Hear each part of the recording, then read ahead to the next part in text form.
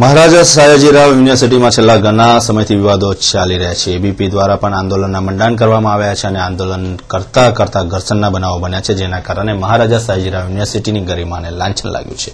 એબીપીના અગ્રણીઓએ આક્ષેપ કર્યો હતો કે પોલીસ કેમ્પસમાં આવી, મુખ્ય કચેરી ખાતે આવી અને વિદ્યાર્થીઓ પર લાઠીચાર્જ કર્યો છે.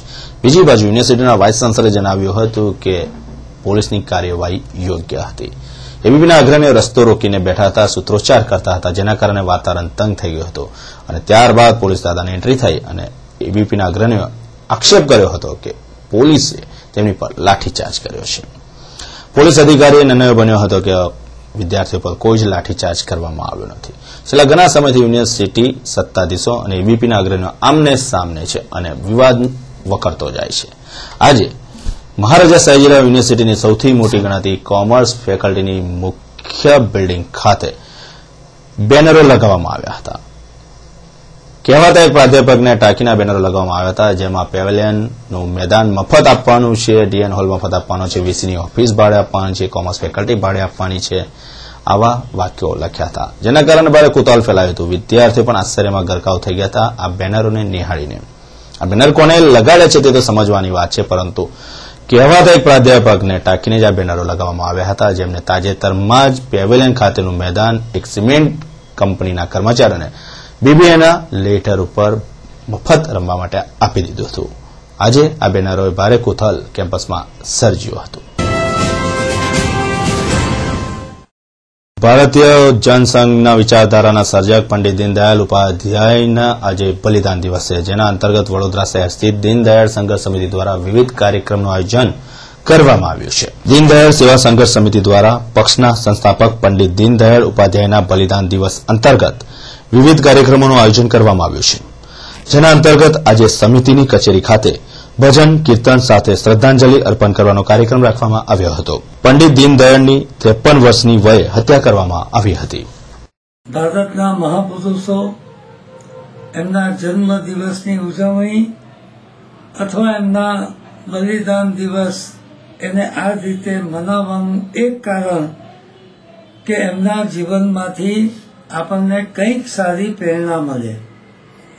આજે પંડિત દીનદયાળ ઉપાધ્યાય ભારતીય જનસંઘની વિચારધારા એના સર્જક, જનસંઘના સંસ્થાપક, એમનો આજે બલિદાન દિવસ છે અને તેથી આજે સવારે અમે ગરીબ વસ્તીમાં જઈ વિદ્યાર્થીઓને બિસ્કીટના પેકેટનું વિતરણ અને અહીંયા ભજન કીર્તન, પુષ્પાંજલિ, શ્રદ્ધાંજલિ, જે હેતુથી દીનદયાળજી શહીદ થયા, હિન્દુત્વની વિચારધારા, સામૂહિક ચિંતન, ટીમ વર્કથી કામગીરી, કમનસીબે આજે એના જેને વારસદારો કહી શકાય એ દીનદયાળજીએ કહેલી વાતોથી, એમને ચીંધેલી વિચારધારાથી વિપરીત માર્ગે જઈ રહ્યા છે, એનું દુઃખ છે.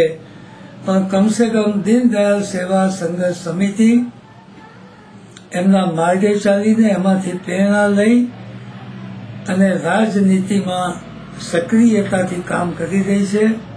સંખ્યાબંધ બહેનો ભાઈઓ આજે આવ્યા, શ્રદ્ધાંજલિ આપી અને આ જ અમારું જન્મદિવસની ઉજવણી હોય, ચાહે શ્યામા પ્રસાદ મુખર્જીની કે પંડિત દીનદયાળજીનો આજે શહીદ દિવસ હોય, કંઈક અમને ભારત માતા પ્રેરણા આપે એ જ આશા અપેક્ષા સાથે દીનદયાળ સેવા સંઘર્ષ સમિતિ કાર્ય કરી રહી છે. જનતા પણ અમને સાથ આપે. તાજેતરમાં જ ફેકલ્ટી લેવલ ઉપર યુથ ફેસ્ટિવલનું સમાપન થયું. ત્યારબાદ ફેબ્રુઆરી માસની શરૂઆત થતાં જ વિદ્યાર્થીઓ દ્વારા આર્ટ્સ, કોમર્સ અને સાયન્સ ફેકલ્ટીમાં વિવિધ ડેની ઉજવણી ચાલી રહી છે.